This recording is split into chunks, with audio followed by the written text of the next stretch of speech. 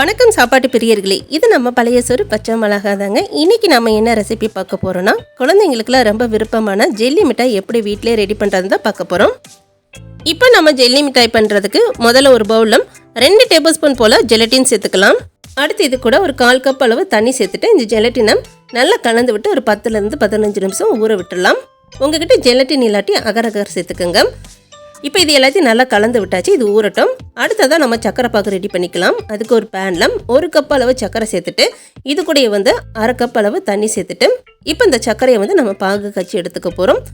இந்த ஜெல்லி மிட்டாய்க்கு சக்கரை பாகோட பதம் ரொம்ப முக்கியம். அப்போ தான் ஜெல்லி மிட்டாய் நல்லா செட் ஆகும். இப்போ பாவு நல்லா காஞ்சிருச்சு. இப்போ நாம் தண்ணியில் விட்டு பார்த்தோன்னா சக்கரை பாகு கரையாமல் நல்லா திரண்டு வரணும். இன்னும் நம்மளுக்கு சக்கரை பாகு ரெடி ஆகலை. இன்னும் கொஞ்சம் நேரம் நம்ம காய்ச்சி எடுத்துக்கலாம். இப்போ பாகு ரெடி ஆகிருக்கும். இப்போ நம்ம தண்ணியில் விட்டோன்னா பாகு கரையாமல் தண்ணியில் அப்படி நல்லா திரண்டு நிற்கிது பாருங்கள். இதை நீங்கள் கை வச்சு எடுக்கும் போது இதுவே நல்லா ஜெல்லி மிட்டாய் மாதிரி நல்லா திரண்டு வரும். இதுதான் சரியான பதம். அடுத்ததான் நம்ம இதில் ஏற்கனவே ஊற வச்சுருக்க ஜெலட்டின் சேர்த்துக்கலாம். நம்ம ஜெலட்டின் சேர்த்த பிறகு அடுப்பை குறைவாக வச்சு இதை 1 நிமிஷத்துக்கு மட்டும் நல்லா காய்ச்சி எடுத்தால் போதும். இப்போ ஜெலட்டின் சேர்த்து 1 நிமிஷம் ஆயிடுச்சு. இந்த அளவுக்கு இது கொதிச்சா போதும். அடுத்ததாக இதில் ஒரு 1/4 எலுமிச்சம்பழத்தோட சாறு சேர்த்துக்கலாம். இது நம்மளோட விருப்பம் தான். நம்மளுக்கு விருப்பம் இருந்தால் இந்த எலுமிச்சம்பழ சாறு சேர்த்துக்கலாம். இப்போ சாறு சேர்த்த பிறகு இது எல்லாத்தையும் நல்லா கலந்து விட்டுட்டு இதை நான் ஒரு 4 பவுலில் மாற்றி எடுத்து வச்சுக்கிறேன். இப்போ இது போல் 4 பவுலில் மாற்றிட்டு இப்போ ஒவ்வொன்றுக்கும் நம்ம ஒவ்வொரு ஃபுட் கலர் சேர்த்துக்கலாம். இப்போ இதில் நான் க்ரீன் ஃபுட் கலர் சேர்த்துருக்கேன். அடுத்ததான் ஆரஞ்சு ஃபுட் கலர், இதில் ரெட் ஃபுட் கலர் சேர்த்துருக்கேன். இன்னொன்றுக்கு எந்த ஒரு ஃபுட் கலரும் சேர்க்காமல் ப்ளெயினாக அப்படியே விட்டுருக்கேன். இப்போ க்ரீன் கலர் சேர்த்ததில் பைனாப்பிள் எசன்ஸும், ஆரஞ்சில் ஆரஞ்சு எசன்ஸும், ரெட் கலரில் மேங்கோ எசன்ஸ் சேர்த்துட்டு இது எல்லாத்தையும் நல்லா கலந்து விட்டுடலாம்.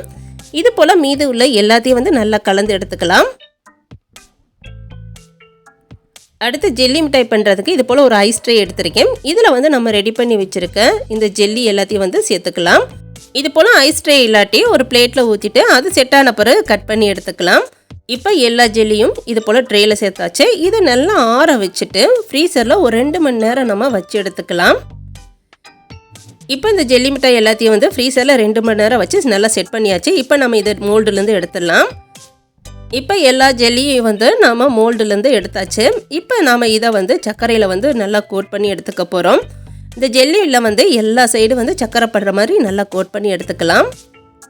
இது போலவே மீதம் உள்ள எல்லா ஜெல்லியையும் சர்க்கரையில் நல்லா கோட் பண்ணி எடுத்துக்கலாம். 5 ரூபா கொடுத்த கடையில் கிடைக்கக்கூடிய இந்த ஜெல்லி மிட்டாயை நல்ல ஆரோக்கியமான முறையில் நம்ம கையால் நம்ம குழந்தைங்களுக்கு செஞ்சு கொடுக்குறதோட சந்தோஷமே தனிதான்.